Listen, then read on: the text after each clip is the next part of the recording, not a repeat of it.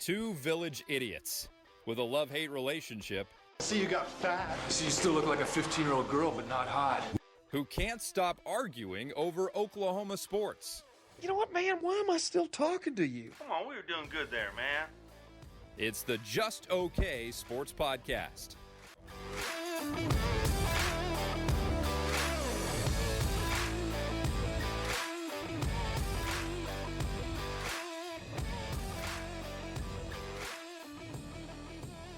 Well, Sooner Nation, we are very excited to have with us tonight Mr. Seth Fisher of M-Go blog. He covers everything Michigan. These guys, been tracking them for the last couple months as I've been trying to learn more about this game and get in on it. And I will say this, I think Seth will say kind of the same. It feels like both of these programs have hatred for similar programs, as well as we have the same story of our season last year. What we're scared of this season kind of feels very similar. So I think we're going to really enjoy getting to go through this. Seth, thanks so much for joining us, man.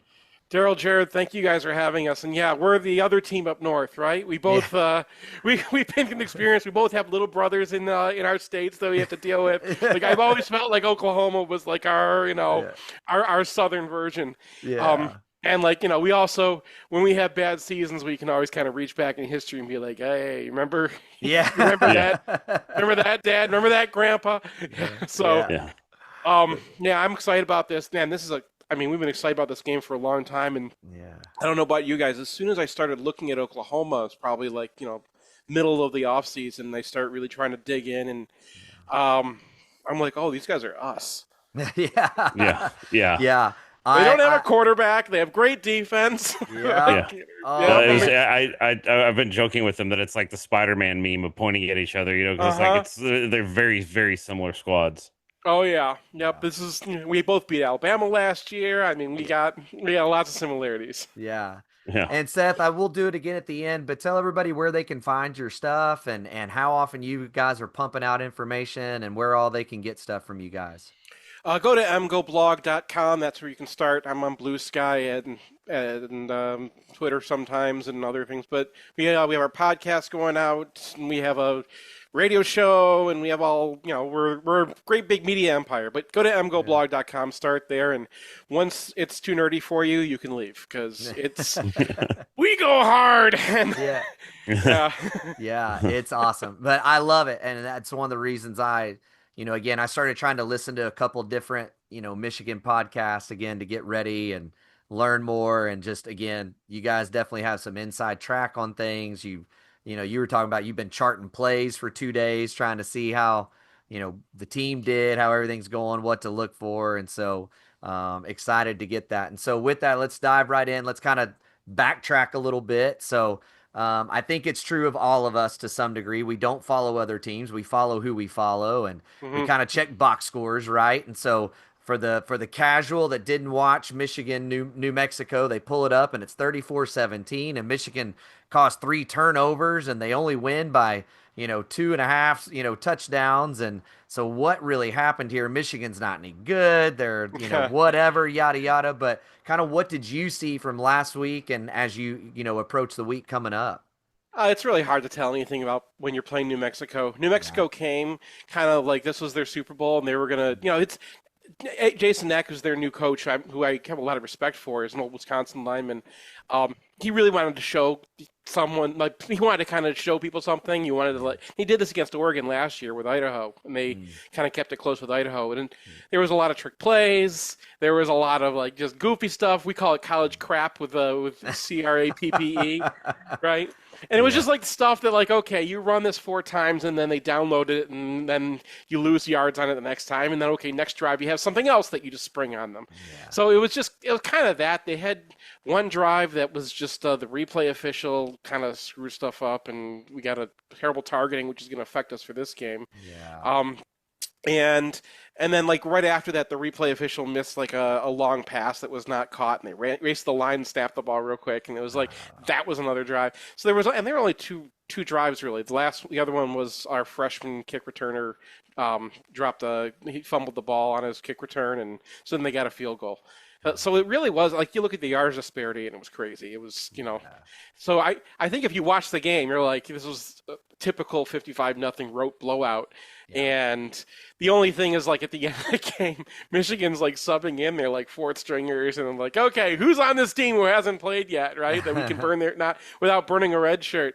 And New Mexico is like still calling weird plays. They're just like, we're gonna score, man. Like they call timeout with 3 seconds left on the on the Michigan 3 to like try to score and then get sacked. They don't get in. But like that was Eck trying to like give himself something to fly home with. So it wasn't it wasn't a great way to prepare for Oklahoma or anything, but it was a first game. And some guys there are some mistakes. I didn't see that many mistakes on defense. I think the defense was pretty tight, especially the starters got in, did their thing, then left. And the offense, I mean, it was all about Bryce, right? Michigan fan base right now. I'm sure you guys are doing the same thing with Mateer, just like, oh my God, a forward pass! We can throw the ball downfield. Yeah. That's about right. It's been my joke that we made more yards in one game than felt like we did all last season. So, especially in the air. So, speaking of Bryce Underwood, how did you feel he performed week 1?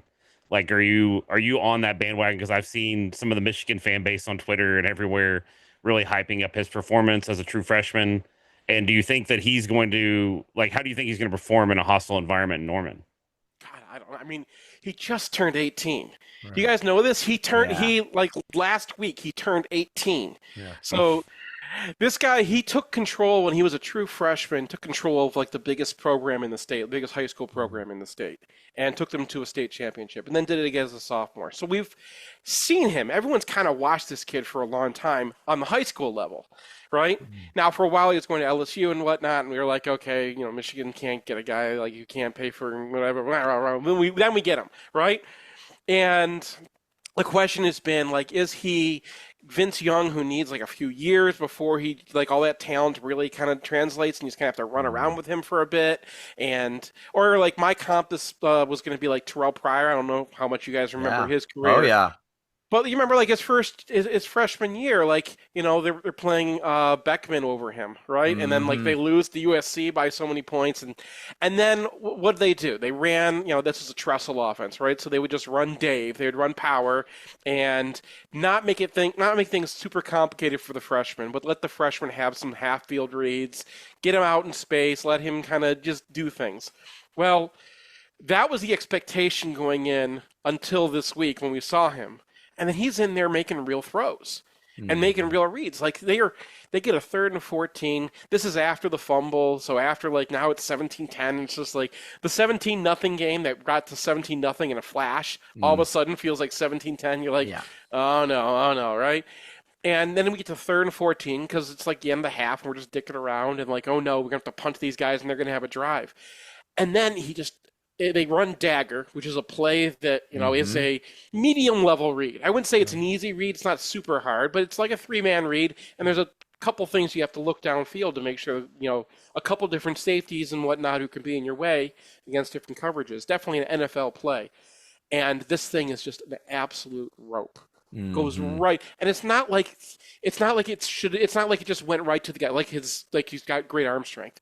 He arc this thing exactly where he needed to arc it, to hit right where it needed to hit. Gets his guy in stride. They move the ball all the way to the 30, and then they go and score a touchdown 2 plays later on a play that Michigan fans have not seen in forever and been begging for forever, is a tight end out and up. Right? Think how often in the Big Ten we run tight ends outside, right? Like you guys have proximity to Iowa. You know what a tight end outside looks like. Like that is our play up here, right? Yeah. And we've just been begging for wheel that thing, right? Like sprint.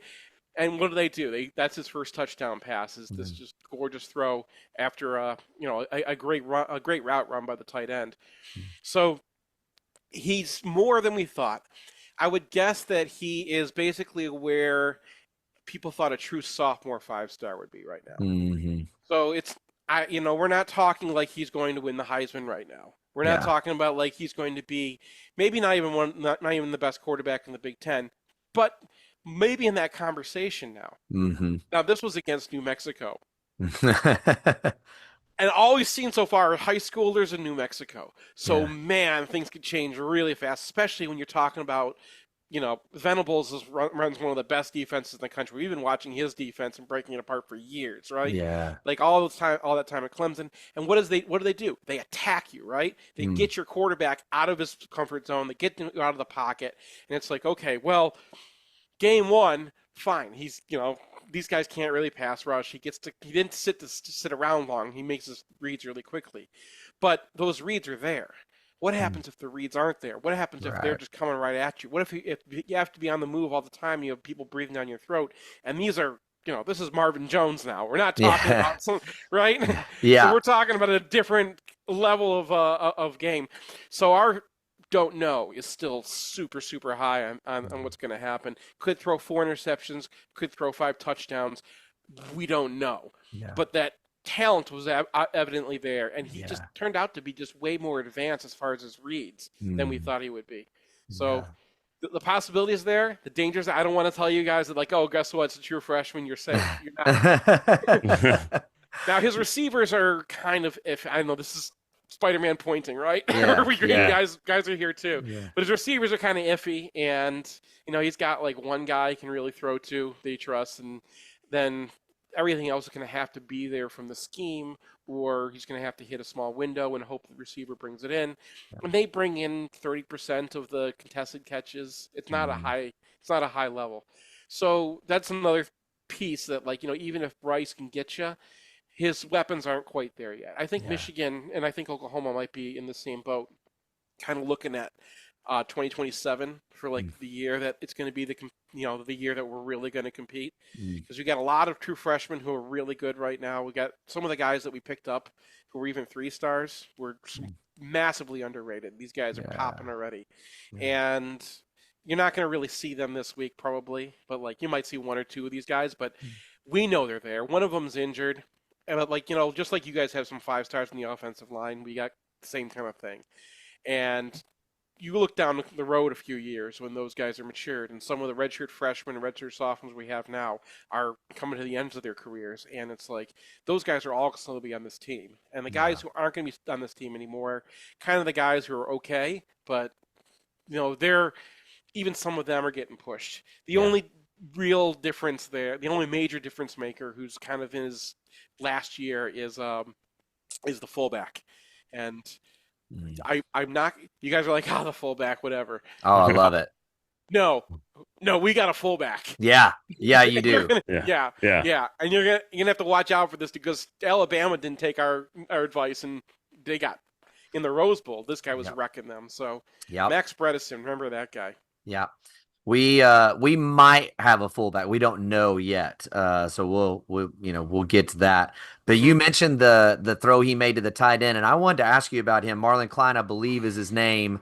So I started digging, and the guy matched his total career stats basically in one game. It seemed as on Saturday. So was this just a product of trying to make Bryce comfortable, or do you really see this as a guy that they're really trying to bring along and make a weapon for this offense? Marlon Klein's an interesting dude. First of all, I cannot mention him without mentioning the name of his high school. It's Rabun Gap-Nikuchi. Think of something that gives you an excuse to say that name a whole lot. So Rabun Gap-Nikuchi, which is in Georgia, by the way, kind of close to Clemson. But he's originally from Germany, and he's kind of older. His whole profile was he's on the freaks list. He's like super fast. Yeah. And this is what Michigan's been doing with tight ends since, even before Harbaugh. But as soon as Harbaugh got here, it's been a Harbaugh thing. And Harbaugh did that at Stanford. He did this at San Diego. Wherever he's been, he just leaves a trail of tight ends. And what he does, he just finds these ridiculous athletes. I don't care if they're playing quarterback. I don't care if they're, German sprinters or, whatever they're doing, right? He just finds these athletes and spends like 3 years teaching them how to block until everyone's like, oh, Marlon Klein, he's probably not going to do anything. He hasn't done anything in 3 years. What's he going to do now? And then all of a sudden they put him on the field, and he's, it's the next Luke Schoonmaker. It's the next, they just keep on producing these dudes. So last year in the bowl game is when we really saw Klein the first time as a blocker. And you didn't really see, and you don't get on the field until you can block, obviously, right? So tight end, we're not a passing team, right? We're the running team. So you got to block before you can get on the field. And Klein was just, can you swear on this thing? Yeah, we'll take care of it. So because he was blocking his ass off, and it was beautiful, and like that, and it was high effort, but also just like he has the agility to get there, and so like I think something clicked as far as that. Now, no one can tell you anything about any of our receivers and tight end receivers from last year's offense. Just like you can't look at Oklahoma and be like, oh, is Deion Burks any good? I don't know. Yeah. Right? Like who was throwing him the ball, right? Yeah. What was that offense like? You don't learn anything about those guys. So it's possible he's not Colston Loveland, right? We had a tight end who's an NFL tight end who's going to do, amazing NFL things, because that's what NFL tight ends are nowadays, right? They're wide receivers who are massive. Yeah, that's not Klein. Klein's a run fast in a straight line kind of guy. Gotcha. And you see those guys, like we had Zach Gentry. There's you can name different tight ends who are like that. What Klein is with Underwood is that he's somebody who can get out to he has that speed, right? And you can use that speed just to kind of open things up. And with Underwood, because he's got that arm strength and because he's got that accuracy deep downfield, that's where the threat comes from, because they can create more space, right? The faster your receivers, the more space you have, the more area the quarterback has to throw to. Right. And he's got quite a catch radius. So you saw in this game, Michigan was backed up at one point, and he just kind of throws this touch pass and lets Klein run underneath it. And Klein just outruns two linebackers and puts his hands out, and his hands are, 6 feet away from his chest, and then it falls into. And so that's who he is. I wouldn't say he's like a star. If he's an NFL guy, it's probably a late round NFL guy that they bring because of his speed and see if they can teach him how to play receiver. But, he's a German that we taught how to play tight end. And it works because A, he can block, and B, because he's just got that speed. And the offense and Bryce will have to do the rest for him. Awesome. Okay. Yeah. Well, and you said something interesting. You said you don't get in the field until you can block. And ironically, OU's O-line the last few years has not applied to them. So our O-line has looked a little shaky, and even against Illinois State, I would say they had moments where they looked good. They had moments where they looked a little mediocre, and moments they looked bad. So it's kind of, we don't really know what we have with the O-line. Michigan obviously is looking to their defensive line, their defensive front seven is kind of their strength. So how do you feel that they're going to really, do you think that's really going to be a massive edge for Michigan? Do you think they're really going to eat from what you saw in week one? Do you think the hype for Michigan's defense coming in was as billed? So it's like I said, I can't tell anything from New Mexico, and I just charted this whole game, and I still don't know. Right now, Michigan's defensive line, they're old.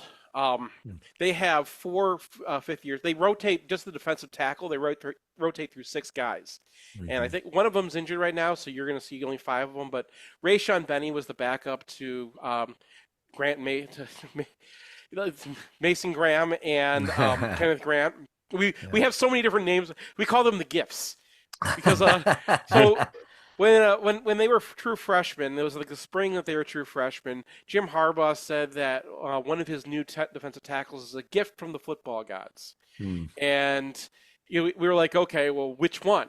Because we heard Mason Graham, you could tell that guy was going to be a hero, and Grant was vastly underrated, and so then they became the gifts from the football gods, or the Gifts.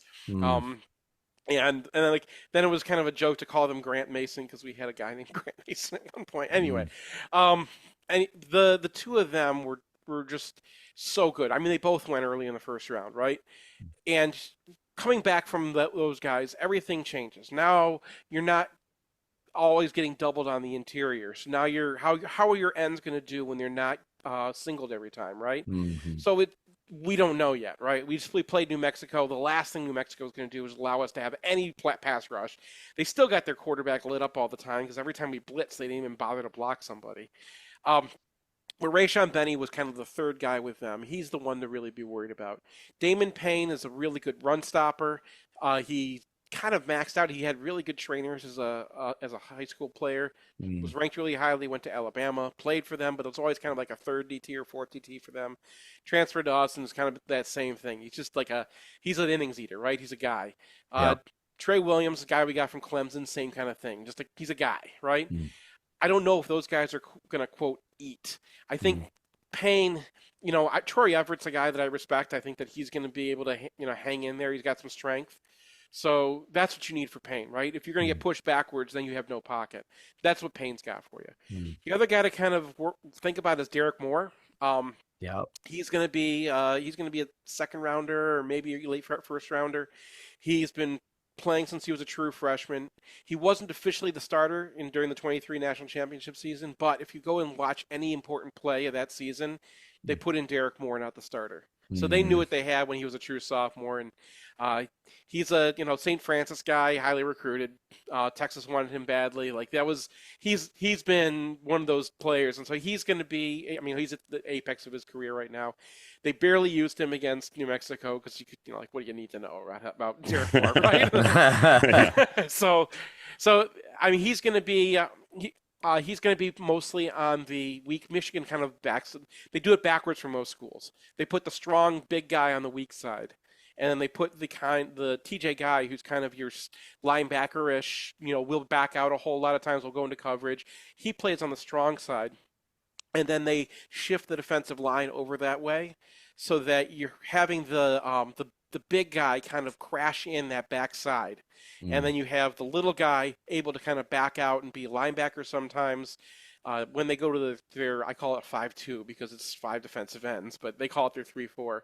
Right? When they go to that look, he's a true outside linebacker. And that's kind of Guy's game. He's just like a do-everything person. TJ Guy, he wears number 4 now. It makes us mad because he was perfect wearing number 42. Because he was the answer to life, universe, and anything. Whatever you need, TJ Guy could go and do it. He's another one who's just been a backup to some superstars for a long time, and he's the hatchet man. Not necessarily someone who's just going to absolutely destroy your offensive tackles. He's had some good pass rushes before. For some reason, he just blew up against Oregon one time, so they remember him really well, but. I don't know.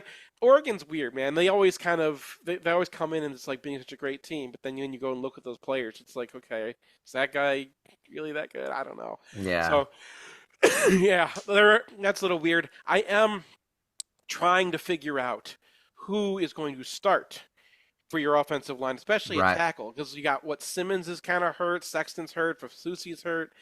Which one of these guys is going to be playing? Yeah, I think.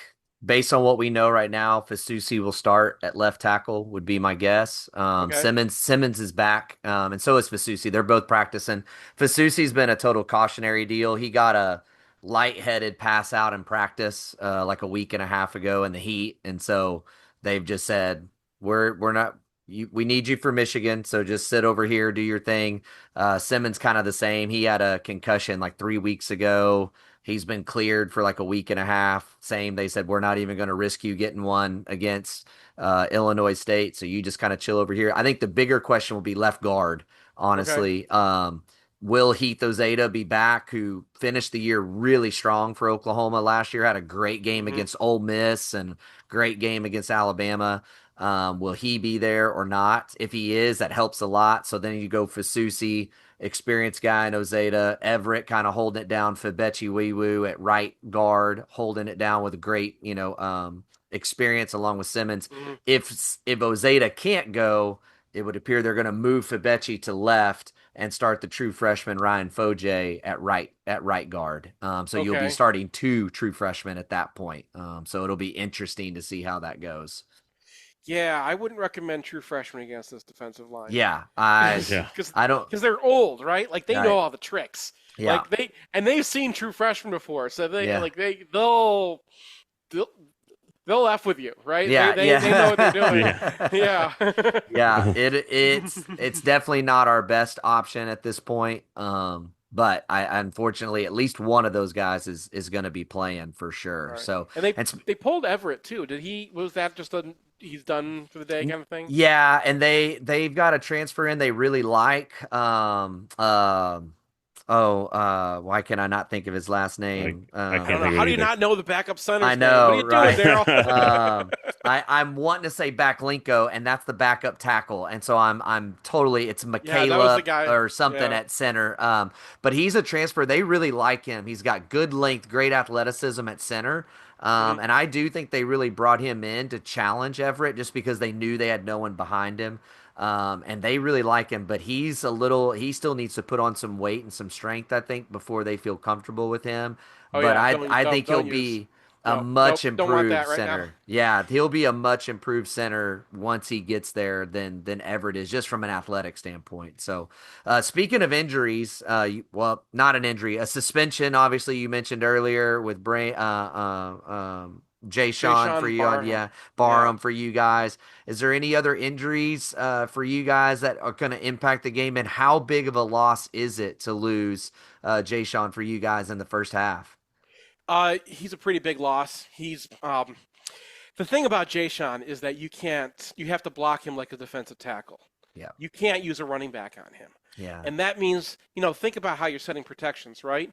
You're going to use a guard on him. Okay, well, then you use your center, and you can't double now on anybody the interior. And then, okay, well, now your running back's going to have to chip the – so, everything cascades down, right? Right. So when he's not in there, suddenly that threat is not there. And everything just gets so much easier. You can use protections that you would otherwise not use because you can now rely on your running back to pick up the linebacker when he blitzes. So when he's not in, even if it's even if everyone's scoring right and you don't see it in the stats and whatnot, we feel it. You can and when you know the defense and how it normally works and how offenses and what they can and can't do when Barham's in there. Now it's only for a half. I don't know if you guys got to watch the alleged, but this is I mean I've seen targeting roulette for many years, and this one was I have nasty words for the replay official who called it. And the funny thing is, then that guy recanted. That guy was one of the people who wrote to the NCAA saying, "Hey, I was wrong." And they still didn't let it. They still didn't want to undo it. So wow, we don't have a lot of friends there if you don't. Yeah. If you haven't learned. Yeah. But yeah, it's the other linebacker is Ernest Hausman. Very smart, very fast. I think he's going to be a higher draft pick than people realize because NFL teams already know about him. Right. And when you hear about NFL teams checking in on a guy, you're like, okay. I know, once the Minnesota Vikings are coming to your practices and they're like, hey, can we see Ernest Hausman? Okay, yeah, he's going to be good. But the backups for Barham, there's two. There's Jimmy Rolder, who's most of his career he's been injured. When he's been in, he's been good. He's but he's a linebacker, right? Yeah. Just take a linebacker out of central casting, and that's who Rolder is. Yeah. And then we've got this guy who's just an X factor, Cole Sullivan. Redshirt freshman, incredibly athletic. He made a interception in the game against New Mexico, where I don't know what his vertical is, but if you just made up a number, it's probably correct. It was insane, right? And he was out out jumping a tight end. And I remember that. Yeah. And he's just so quick, and just the athleticism is off the charts, and that's what they were talking about when they got this guy. They're like, okay, well, we're gonna bulk him up, and he gets on the field, he looks like a defensive end. He's huge, but this guy's moving around like a safety. Now, redshirt freshman, right? X factor. Yeah. What are they gonna do to him? Is Mateer gonna see this guy and be like, okay, here's my meat, right? When you get an experienced quarterback, they sense weakness, right? So I don't know which one who's really gonna. It's probably gonna be Rolder, just because he's the senior. He's been playing for years. They trust him, right? He's the next guy. He's probably gonna get the majority of the snaps in the first half, and he'll just be an okay linebacker. I do wonder if they're gonna throw Sullivan out there just to see, right? And he might be able to. He might be kind of a game changer if it clicks for him. Either way. But it depends how how the game's feeling. If Oklahoma gets 2 quick scores or something, and they're like, okay, we need to try something, that's the button they can push. Is that guy? They have some other dudes. The linebacking is really deep, but I don't think you need to know about who the coverage linebacker is and whatnot. Ernst Hausman's someone to know, and when Barham comes back, I almost guarantee the first play is going to be a blitz. Yeah. Let's just write that in right now, right? Yeah. Yeah. I would agree, and especially if Jade Knott is playing at running back, I think that would be a matchup that would be very favorable for Michigan. That's a great segue. Can I ask you guys a question? Yeah. What the fuck are you doing with your running backs? Does anyone there have a clue? You're about to get us on a real big rant right now. Seth, so I want to rant. Hang on a second. I've been scouting you guys all summer. I want to rant here. Number one, Xavier Robinson's a dude. Just play that guy. Yes. Okay, we had a guy like Khalil Mullings. He was amazing. Yeah. Play that guy. Yeah. That's your guy. Play him. Don't do it this week, but after this week, play Xavier Robinson. That's your dude. That's your guy. Second of all, how you couldn't get anything out of 2 players that we were scouting. Michigan wanted Tatum. They wanted Sawchuk. I know Tatum's injured, so I guess it's not. That's not. But the guy was fumbling right and left last year. Get that guy right, man. That's that's a player in there. Yeah. And then Javante Barnes. I don't know, who's mother or what it is, but that guy, why is he so impervious? He's just a guy. We all that's the other guy that does the pod with us, Troy, is completely. He doesn't want to see Javante Barnes ever again. Never. Yeah. I've been really big. I mean, Jared can tell you, I got to go. I knew some people got to be on the sideline for a game of Xavier's in high school. And I was really curious just to see him in person and up close because he's huge, obviously. Yeah. And I was just like, is he just bullying people or what? And the first thing I told Jared and Troy was he has incredible feet for his size. The way he moves with his feet, and he can make subtle cuts. He's never going to break an 80-yard touchdown run. But he moves subtle, and he's big enough. He's always going to fall forward. I don't understand why we're not using him more. I don't understand what's going on there. And even last year, we were constantly frustrated with the rotations and who they were using. It's been a big point of contention for Jared that we just don't understand who's in charge of that and why they're running it the way they are. And, I mean, it was pretty clear 10 minutes into the game that Torrey Blaylock, as a true freshman, had far exceeded anything Javante Barnes has done in 2.5 years, and he should have been on the field from the get-go. So we are as confused with all my theory is that they have a DeMarco Murray has a will he spins, and whoever's name he lands it on, he runs out for that series because I can't come up with any other sort of logic that makes any sort of sense because like I said, even Xavier Robinson got hot last year. And then all of a sudden you're putting somebody else in. And I'm like, well, the bowl game, they basically didn't play him the entire bowl game after he had just been waxing every SEC defense he had seen the last 4 games of the season. It just what are we doing? He's got great vision. He's got great feet. There's nothing wrong with that guy. And he's a good passer. He's a good receiver too. Yes, he's got better hands than anybody wants to give him credit for, without a doubt. Yeah. So we don't know either, but we are told to be ready for a lot of Jaden Ott this week is what we're being told. So we'll see how that goes. So Jaden Ott didn't really move the needle for me. I was looking at portal running backs when we got Justice Haynes. He's a guy you got to worry about, by the way. I thought when we got Haynes, I was like, okay, this is the most Michigan thing ever, right? We get you we give you a whole bunch of NIL money to go get some receivers, right? You got a quarterback now, go get a passing game. And what do they come back with? A running back. And we're like, but look, it's the best running back in the portal. We're like, we have running backs, man. We need a passing game. But. And so then I go and sit down. I watch the film because I figure, okay, he's number 1 in the portal because he's Alabama's, second running back. And and Alabama just gives everybody 10 ranks higher, right? Because it's Alabama. And I go and watch him. And first of all, Jam, the guy who was behind, is also a dude. So I have a lot of respect for both, and I understand why. But also, no one's the running back, and their quarterback was the running back of that team. So they just have these guys blocking for the quarterback all the time. They're blocking for Milroe all the time, and it's like, okay, And then I start watching him and seeing like the actual plays that he runs, and I'm just like, this guy's got it. Yeah. And he gets to Michigan, and we're like, this guy seems like he's been here 6 years. Like he knows everything. He can tell you like the names of all the former Michigan coaches back to fielding Yost. He just has that like, I don't know, the you get to know your players, right? You get to know your culture and your fan, and like the kind of guys that you recruit all the time. And he's just one of those guys, like the kind of dude. He gets done playing football, and all he wants to do is talk about football. Yeah. Right. Like, he's just that guy. Yeah, that's awesome. Yeah, and he looks great on film too. Yeah, his vision is great. The speed, I think that he looked fine against New Mexico speed-wise, but I think that would be like the only really dog on him is he doesn't have top-end speed. Yeah. And I don't care. Give me another down with him, right? Right. Yeah, he's great. Jordan Marshall, you didn't get to see very much of him against New Mexico, but if you watch him in the bowl game against Alabama, you saw what he is. He was a 5-star recruit. Or close enough. I don't, so sometimes one side is, sometimes another side. Yeah. But he was the guy at Michigan, Ohio State were both battling over, and he's worth it too. He's kind of more of a Xavier Robinson style, a little bit bigger, but like it's really hard to pick differences out between the guys. They're the same height and weight, and they're the same kind of style runner, and both of them do everything. So, the only difference is I think if they get in a phone booth, Jordan Marshall's going to try to twist out of that, and Haynes is going to try to juke you a little bit. That's really the only difference between the two of them.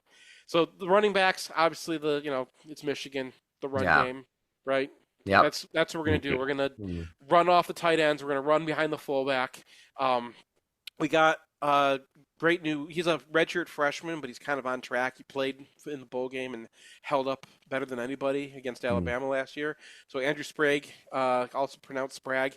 We finally asked him, "How do you pronounce your name?" And he goes, I don't care. I've been around you Michiganders and your crazy accent, and you say Sprague, so just call it Sprague. Sprague. I love it. You people obviously are incapable of pronouncing the letter A, so do whatever you need to do. Do what you got to do. Yeah. That's great.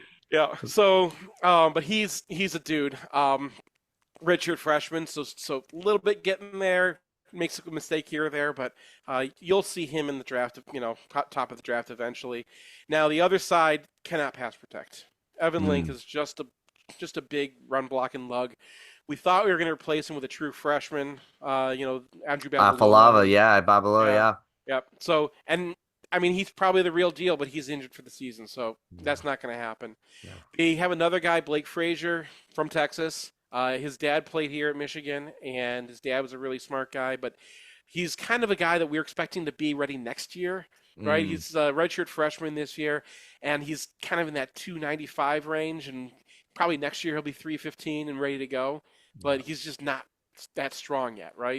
He's a developmental guy who is on target, but you're not supposed to, take that out of the oven yet, and that's what they might have to do if they can't pass protect. So that's really the big question. I'm looking at R. Mason Thomas. I'm looking at Marvin Jones. Looking at DeMond Williams, who we faced when he was the true freshman. Yeah. And I remember that guy, that little bastard, right?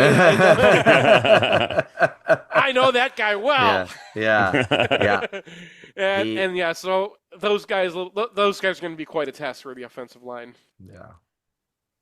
So I guess one of my questions would just be, I know you being in the Big Ten, you played a lot of big stadiums, play Penn State, Ohio State, even your own stadium is obviously the biggest in the nation, I still believe. Are you concerned at all with a lot of these true, like you said, you have a lot of youth on the roster. Are you concerned at all about them coming into Norman at all? Like, do you think that's going to play a factor at all? And like, how confident are you that they'll be able to handle that if they are? Dude, anyone who says that they can go into Norman, Oklahoma in a night game and I don't care if you're a redshirt senior, right? And not be intimidated by that place, you got to be effing kidding me, man. Yeah. Of course it's going to have a factor. It's Oklahoma. Right? Yeah. I've been to some, if you ask me which stadium is the hardest to play in the Big Ten, I'll answer really quickly. It's Penn State. And it's because the fans just get so freaking loud in that place. Yeah. They jump up and down. They're going nuts. Penn State, it's a very weird school because it's kind of like the Creative School, right? I can't upload a logo. Hey, you don't even need one. Let's just go, right? Yeah. Right? Yeah. What color? White. Blue and white. Yeah. Right? And then the stadium is just like an erector set. But the fans there, they have nothing else. They have no other traditions or anything like that. Everything got wiped away by Paterno. So all they care about is their team. And they just get loud for their team. And I love it, man. That place just rocks. Yeah. And I talked to people around the SEC. I got a friend who's a good friend who's a Georgia fan, has season tickets there. Good friend who's an Auburn fan who's been writing on our site for years. And we have another guy who's a Texas fan who's been writing on our site. And they've all been to Oklahoma. And they're all like, yeah, it's like Penn State.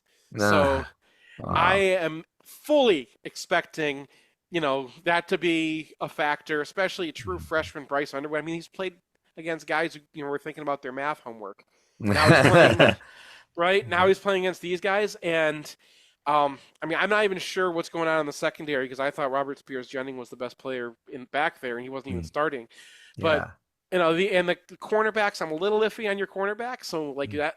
But the difference of playing in Michigan Stadium, even though it was a night game and whatever, it was New Mexico, right? Yeah. And everyone's very friendly and very happy there, and he's home, right? He's from he went to school just down the street. Right. And going from that to an SEC stadium when you're a true freshman, just in your second game ever, I'm sure they're going to kind of hold things back. I'm sure they're going to just try to be careful with him.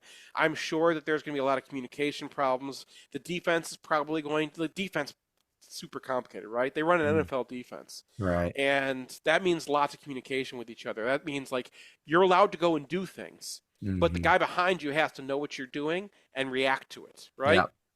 Which is fantastic in a in a Rose Bowl atmosphere or in the national championship. You go back and watch that game and see what they did to Washington.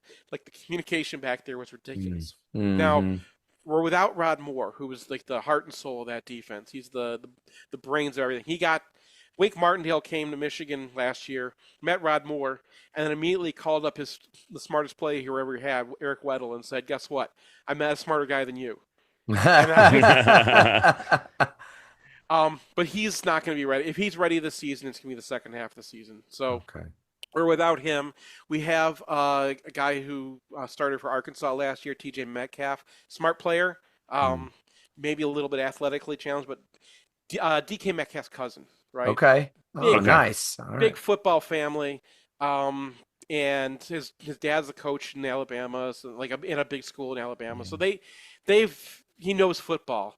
Yeah. But it's like having another coach out there, and it's not the greatest athlete. So I'm a little I'm waiting for it to break one time just because he doesn't have the Rod Moore-ness. And the other guy they're playing instead is Mason Curtis, who is about the weirdest player you're ever going to see. He gets out there, number 25. He's going to look like a defensive end. And you're going to be like, okay, why is that defensive end running back to safety? And that's what he is. He's a safety. Wow. He moves like a safety, but he's just got these freaky Gumby arms, right? Wow. And so sometimes like he'll be beat, right? Because he's a 6'5" guy, and like he's running the slot receivers are running around him, right? And so he's beat, and you think like, okay, now they got a catch, and then these Gumby arms somehow make their way up your nose, through your entire body, come back out again, and pop the ball out. And it's so weird the consistency with which he can do this. Yeah. So he's one to watch. Brandon Hillman's the other safety. He is your typical, they call him Boom Boom. He's a guy that Notre Dame had committed, and then if you ask ask Notre Dame fans, he didn't get into Notre Dame. You ask Michigan fans, they were trying to get him to graduate early, and they blew it, and Michigan jumped on him and got him in. So we're very happy about that, but he was a quarterback in high school, and that was just a couple years ago. He's a true junior. So this is the first time we've really seen him kind of ready to go because they had to teach him safety. Right. Very old school, right? But old school safety is going to hit you hard, can really accelerate. So his thing is you think it's open, and then it's not. And that's kind of dangerous for a guy like Mateer who kind of likes to play by the seat of his pants a little bit and find some holes. And you throw it, and you think, okay, there's no way the safety's getting there, and then he gets there. Yeah. He doesn't catch anything he gets his hands on, so you're safe from that. He dropped so many interceptions that he told his daughter that he's going to catch one for her. Oh, wow. She's like too. I don't think Shannon's good. And then there was a play on 4th down where they just punted it up, right? Yeah. And 40 yards downfield, he finally catches it. And we're all cheering for him and going, and all like the football guy, oh, what are you doing? You just gave up 40 yards. And like, no, you don't understand. There's a backstory. That's awesome. Yeah. I love it. Well, as you look ahead to this game and you've charted, you've seen, I know that you guys have some really good contacts over there. Seth, what do you think defensively? What'll be the game plan? Offensively, what do you think's the game plan for Michigan? And ultimately, how do you see this game playing out on Saturday? I think this is really the fascinating side. I think is Oklahoma's offense versus Michigan's defense. I think Michigan's offense is going to keep it kind of buttoned up. True freshman running behind their fullback, and see what they can do. See if they can get any movement on that offensive line. See if they can kind of mess with your linebackers. Maybe test those cornerbacks a little bit, right? But I was looking and seeing like who are they going to try to go after, and if you run Kendall Daniels out there against this, He's like a hybrid guy, right? Yeah. But I noticed they like to use him as a linebacker, and they're like, okay, his speed's going to make up for it. Please try that. Everyone tries it. Everyone tries it too. Everyone thinks that their little linebacker is going to survive against like a 1970s style fullback. So that's kind of like the one spot where I think Michigan might have an advantage offensively, unless Bryce just goes ham.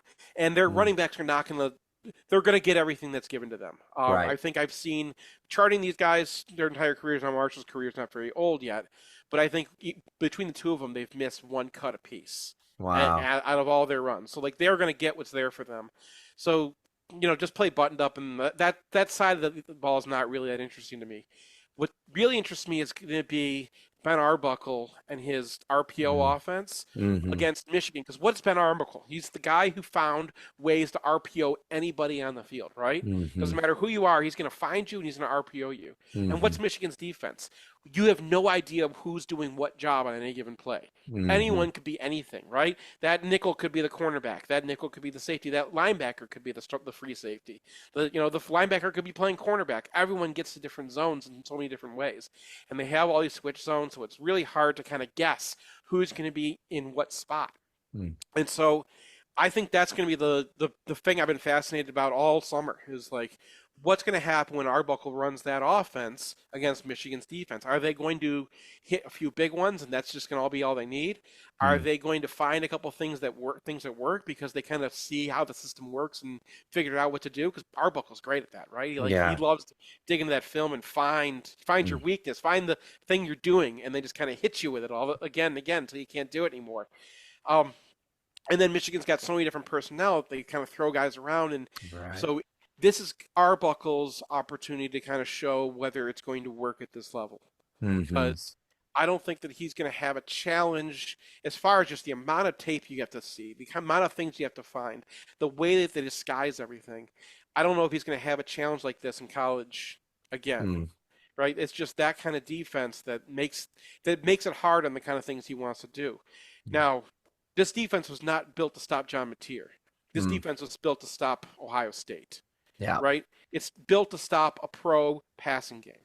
So if he's back there and trying to get his pro reads and find where his leverage is, he's going to come into a lot of trouble. You're not going to find it. If Arbuckle can figure out how it works and understand the system and find things that Mateer can see, because this is how they were running it at Wazoo, right? And they were brilliant at Wazoo. I think that they can attack the cornerbacks a little bit. They both have some talent, but they're both, one of them converted from safety last year, and it's still learning. That's Barry. And then Jair Hill, all the talent in the world, and 1 or 2 years away from being, not a year away from being a real big time player in college, and 2 years away from being a first rounder, but really still learning, right? You can get that guy with double moves, and he had a couple of big mistakes in this last game, but also make some incredible plays. So I think that they can maybe play with those guys and get them, because Michigan's going to have to simplify it for them a little bit, just for who they are. My guess is that's where the action's going to take place. But it's a big question for me. Can Arbuckle find ways to exploit Michigan's defense, or is he going to give Mateer bad reads and he can throw a couple interceptions and get him rattled, or he's not seeing it so that he's under pressure? And I think Mateer really last year feasted on those Mountain West cornerbacks, right? Mm-hmm. And like this was their system, right? If you see that cornerback come down, he had an NFL wide receiver. I'm forgetting the guy Williams, what was his name or whatever. I don't remember either. Yeah, but I Yeah. know the big like 6'2", 6'3" guy that they had out there that would just go up over the top of everybody. Yeah, every time he got man. Every single time he got man, the two would just look at each other and be like, "Yeah, they're trying to man you." It's not a cornerback. Right? And they chuck it up and he'd go and get it. And that worked great there. I don't think that's going to work against a defense that's not showing you what they are, right? You try that and you're going to have two safeties underneath that ball. Mm-hmm. So he's not going to have that outlet that he normally is going to that I think it's going to lean on a little bit just because of the way his offense works. So it's really going to come down to whether Mateer can find those things that he needs to read and make those reads quickly. I think the defensive line is not going to get you in 1 second, but you're not going to have 3 seconds. They're push kind of guys, right? They're all bull rushers, and they're going to keep throwing them at you. Remember, there's 6 starters on just defensive tackle. They got 3 or 4 starters or guys they consider starters at defensive end. They're going to rotate through them, keep throwing them at you. They might throw this true freshman Nate Marshall, who's a massive. He's just a pass rusher, but you see him on third down, you're not going to see him long. He's going to be by you. Yeah. So they want to get him in third and long. They want to confuse his reads. And then what's Michigan going to do, right? They've had all offseason. This is a game to prepare for. But they have quite a gauntlet coming up after this. They got Nebraska coming up. They got Wisconsin. They got the Big Ten schedule is very front-loaded for them except Ohio State. They actually have, after Michigan State, the rest of November is like Purdue is pretty bad this year. Northwestern's pretty bad this year.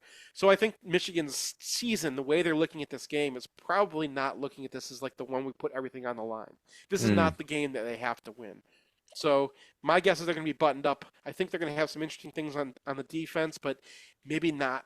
This is not the Ohio State game for them. Yeah. And it's not like the last game in this series that they have to win. They have to go on the road to USC. They got to go on the road to Nebraska. They got some big games coming up that count as Big Ten games that are more important for their season. Sure. So I think that they're looking at this one going, let's see what we can do.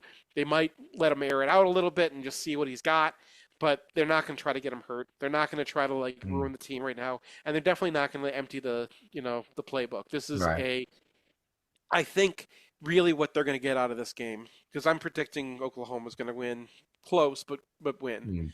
My guess is that Michigan's going to kind of see what it's like. New players, young guys, some of the old guys who've been there, they play in the Rose Bowl, they play in the national championship game, they play in Ohio Stadium, they know. Some of the younger guys, this is their first real taste of college fucking football. Right? Yep. And not playing in front of your people, right?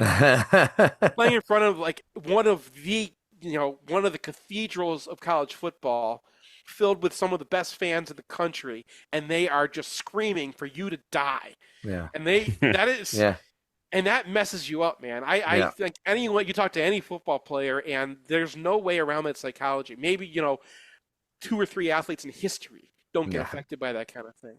Yeah. So I think that's the idea. Like, let's go through this and get to the other side of this and see who we are. Yeah, that's awesome. Man, great stuff. As always, man. So I appreciate your time. And again, if you are listening, you can see like Seth is not just a wing it, throw it together guy, man. He digs in, he knows what's going on our side. He knows what's going on the Michigan side. And so continue to read their stuff, mgoblog.com. Hit them up, follow them, check out their stuff. They do an incredible job, man. We've been very, very fortunate to have you on to talk through it all, man. So thanks so much for joining us tonight, Seth. Thank you guys. I learned a little bit. Thanks. Yeah. Hopefully not too much. Yeah. These two teams know each other so well at this point. There's nothing we're going to find out, right? Yeah, that's true. It's going to be a good one for sure.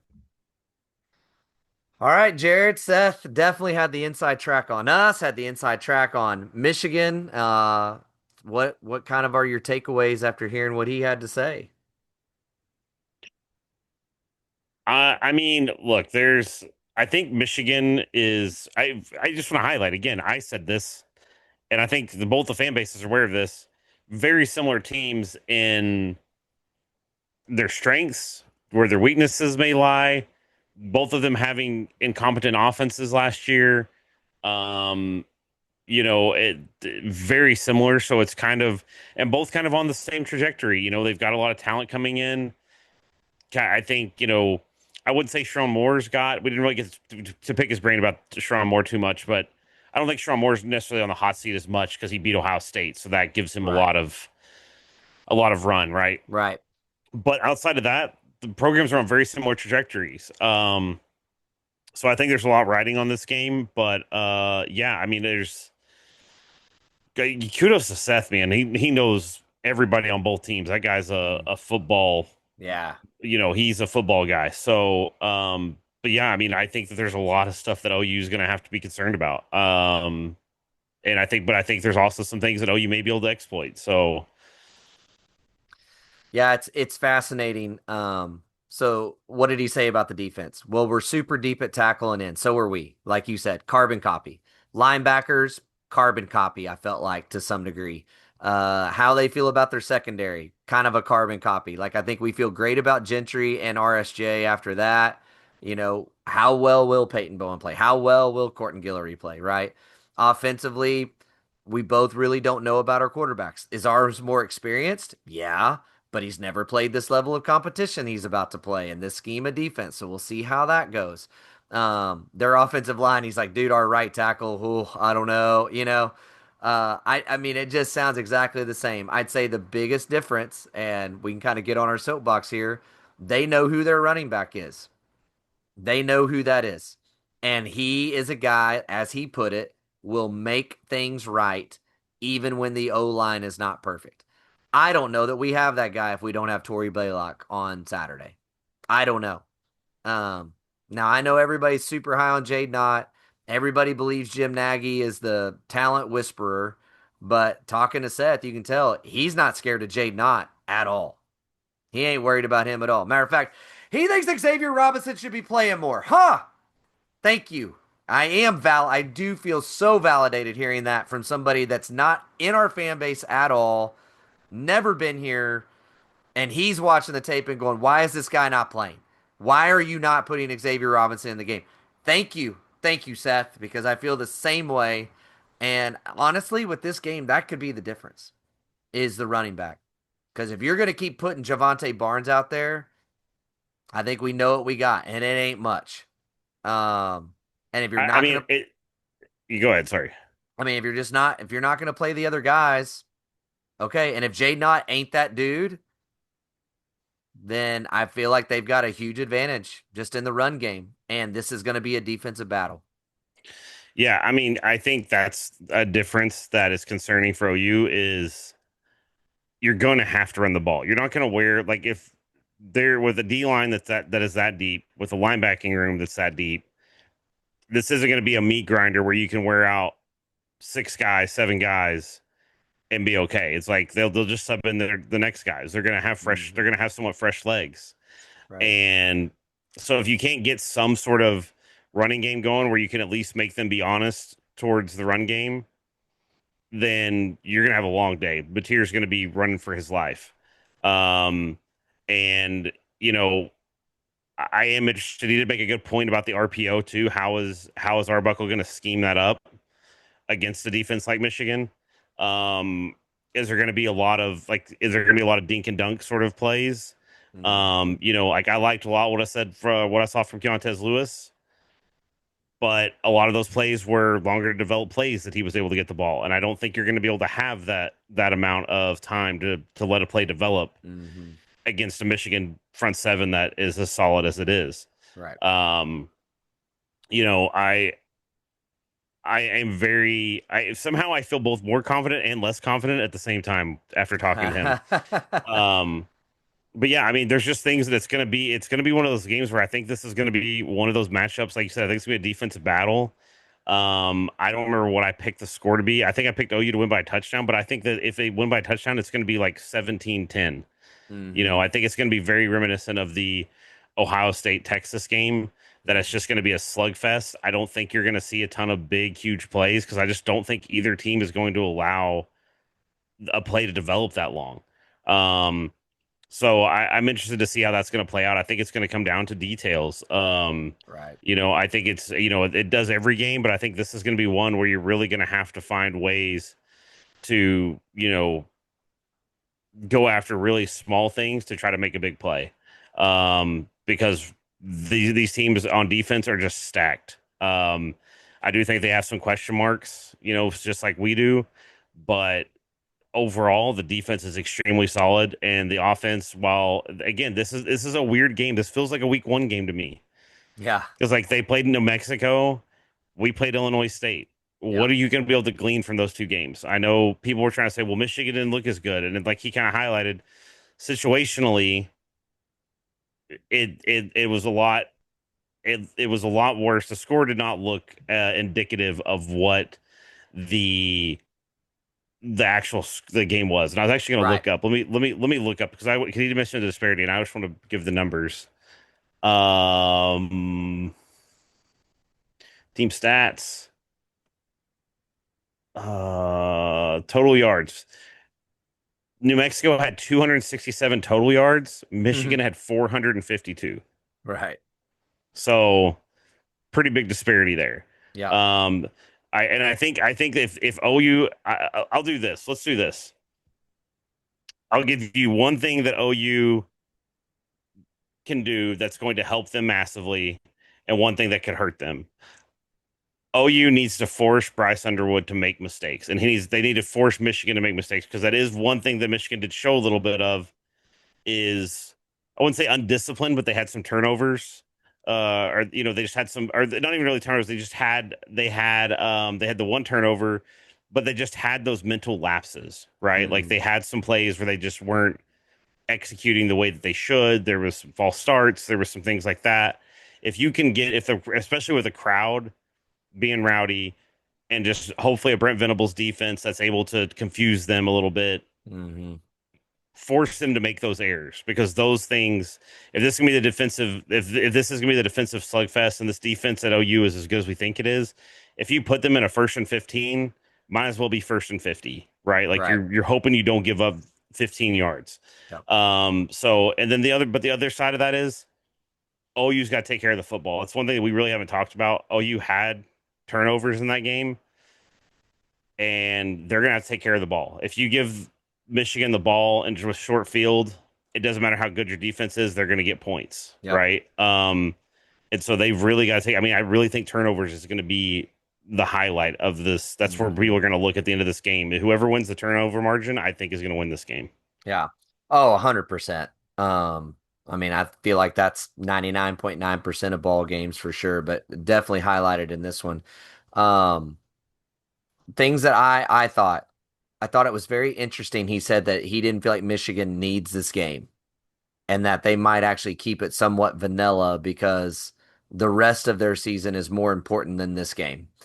If that's true, that gives me more hope, right? That gives me a little more, okay, we might get this thing. The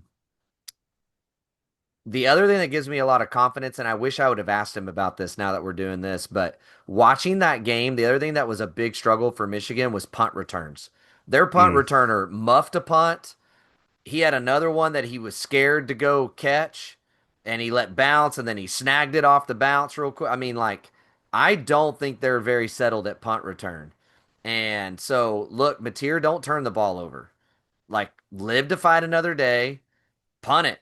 And there's a good chance with the level of special teams coverage that we do have that you can get down there and make that guy feel uncomfortable and get a ball back, right? Or he chooses not to catch the ball and you're able to down it inside the 5. And you better believe if you're down in punts inside the 10 and inside the 5, they are going to handle Bryce Underwood with kid gloves at that point. They're just going to hand the ball off and try to live to fight another day too. So special teams is going to be huge in this game. Huge.